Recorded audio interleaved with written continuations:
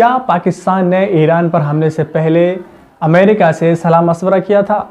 जानिए क्या बोला अमेरिका। ईरान और पाकिस्तान के रिश्ते शुरुआत में बहुत अच्छे रहे थे, लेकिन 14 अगस्त 1947 को ईरान ने पाकिस्तान को मान्यता देने वाला पहला देश था। ईरान ही वो देश है जहां विदेश में पाकिस्तान का पहला दूतावास खोला गया था।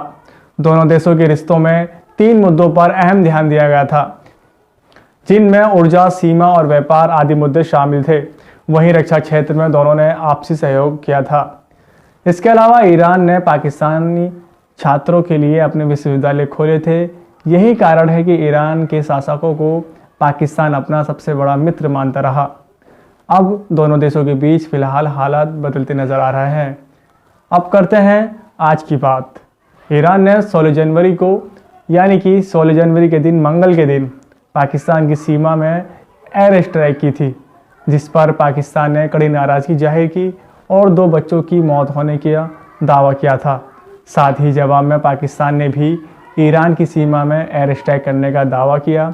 इससे पहले ईरान ने बलूचिस्तान प्रांत के एक गांव पर मिसाइल और ड्रोन से हमले किए जाने की खबर सामने आई थी।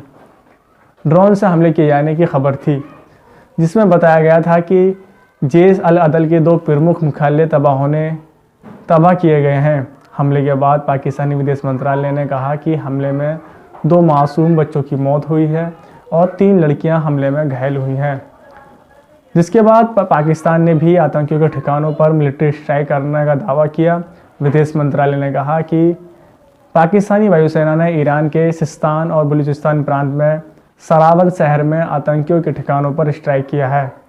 इस कार्रवाई में 7 विदेशी मारे जाने की खबर थी और जिसमें 4 महिलाएं और 3 बच्चे शामिल हैं। दोनों देशों के बीच ये सब होने के बाद से अभी फ़िलहाल दोनों देशों में तनाव बना हुआ है। ये सब होने के बाद पाकिस्तान और ईरान के बीच बढ़ते तनाव से दुनिया के कई देश परेशान हैं और कई देश चिंतित हो रहे हैं। अब इस मामले पर अमेरिका ने भी बढ़ते तनाव पर बयान दिया है और पाकिस्तान और ईरान से शांति बनाए रखने की अपील की है। अमेरिका के विदेश मंत्रालय के प्रवक्ता मैथ्यू मिलर ने अपने बयान में कहा कि हम क्षेत्र में बढ़ रहे तनाव से चिंतित हैं। अमेरिका ने पाकिस्तान सरकार से मिलकर मुद्दे सुलझाने के बयान की तारीफ की और कहा कि लड़ाई को बढ़ाने की कोई ज़रूरत नहीं है। अमेरिका ने कहा पाकिस्तान अमेरिका का गैर नाटो सहयोगी देश है और वह रहेगा, लेकिन हम सभी पक्षों से शांति की अपील करते हैं।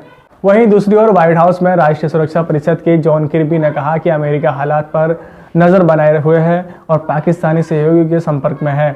दोनों देशों को तनाव बढ़ाने की ज़रूरत नहीं।